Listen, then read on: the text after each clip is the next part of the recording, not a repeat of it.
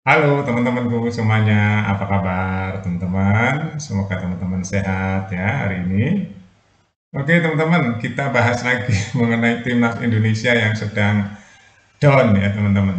Sedang merana ya. Seluruh rakyat Indonesia dibikin merana oleh timnas Indonesia di bawah asuhan Patrick Kluivert.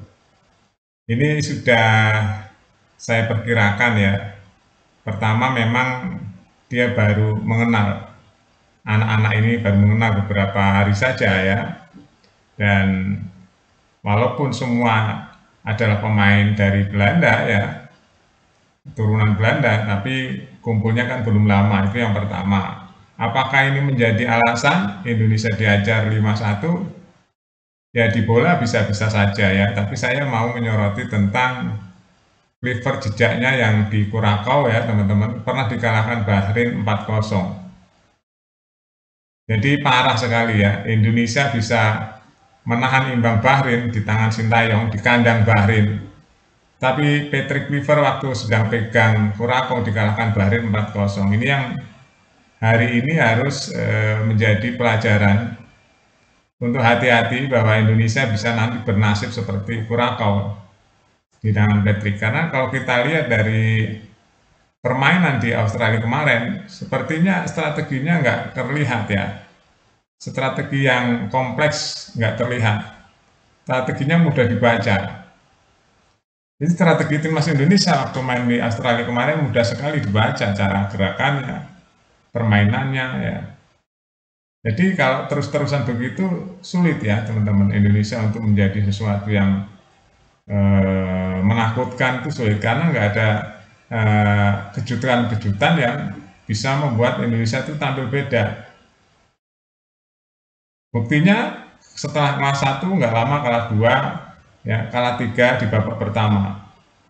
Berarti kan nggak ada sesuatu perubahan yang mencolok di situ. Jadi Australia dengan tenang tengah saja bisa membaca pola permainan timnas Indonesia di bawah Patrick Kluivert. Artinya Patrick Kluivert nggak memiliki banyak strategi, itu dibaca oleh netizen seperti itu. Apakah netizen salah? Ya nggak juga. Netizen itu bebas ya, karena dia memang penilai sejati. Penilai yang sebenarnya adalah netizen. Dia yang memiliki hak penuh ya untuk berkomentar. Karena suara banyak dari netizen itu kan macam-macam sudut pandang. Nah, akhirnya banyak sekali di media sosial hujatan-hujatan tentang PSSI ya. Bahkan Erick Thohir pun nggak lepas dari hujatan juga. Apakah dengan strategi yang dipunyai oleh Patrick Kluivert dan timnya ini bisa membawa Indonesia main di Piala Dunia? Banyak yang nggak yakin. Karena kalahnya terlalu dalam, kecuali sama Australia itu kalah 1-0 gitu ya. Itu masih boleh lah.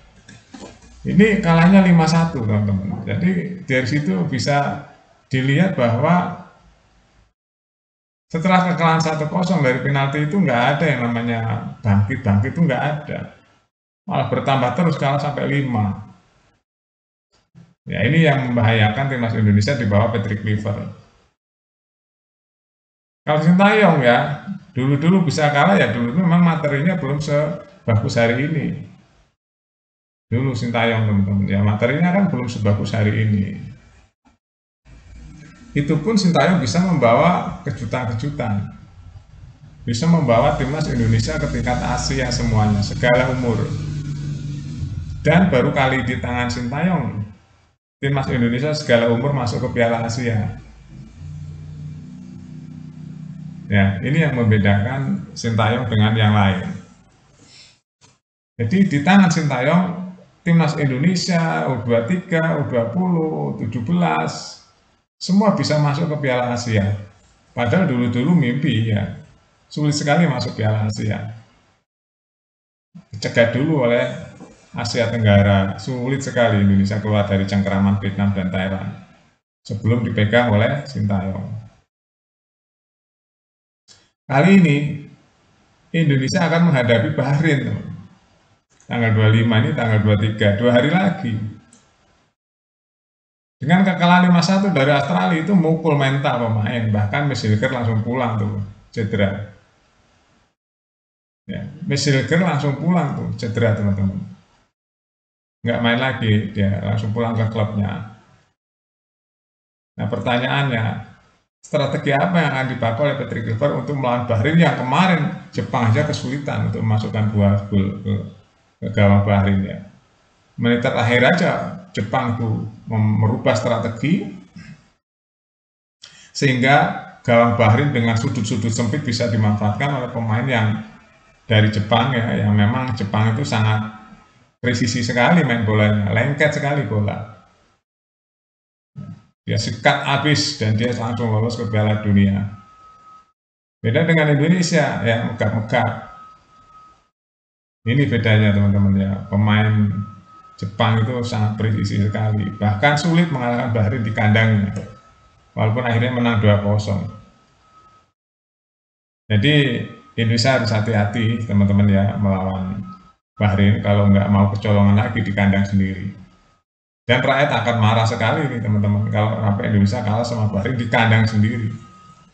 Yang dulu di kandang Bahrain aja Indonesia hampir menang tuh kalau nggak dilicikin oleh wasit di tangan Sintayong. Sebelum ada pemain-pemain tambahan itu.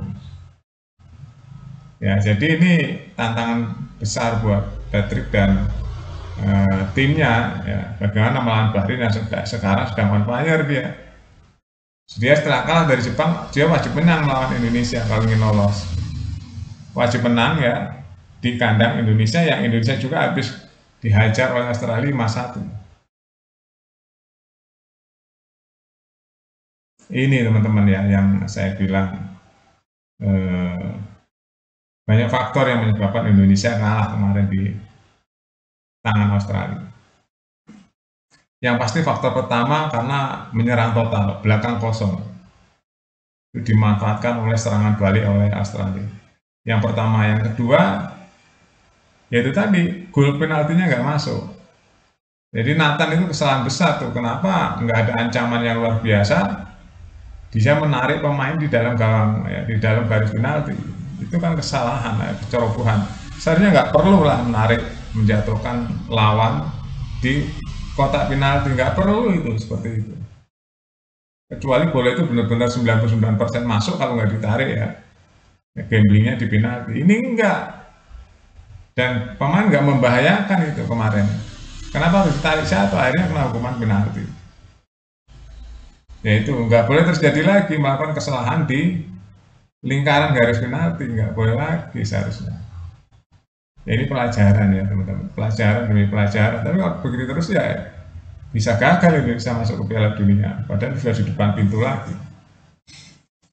Ya sudah di depan pintu lagi nih. Ini tantangan besar teman-teman dan tiket sudah sold out ya di GBK, pasti ramai sekali ini nanti supporternya, ramai sekali La Grande, terus penonton-penonton yang lain sudah memborong tiketnya.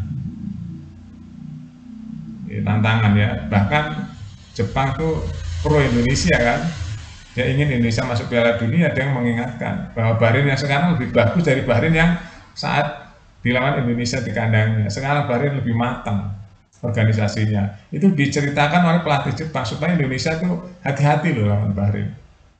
Itu teman-teman ya.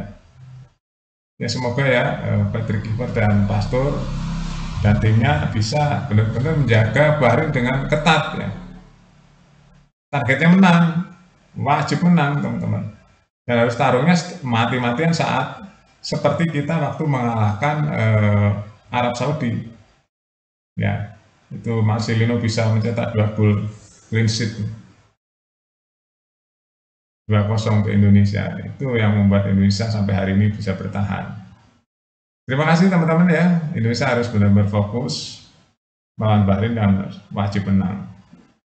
Sudah nonton, kita update terus berita-berita yang lain di Buat Makan TV. Sampai jumpa.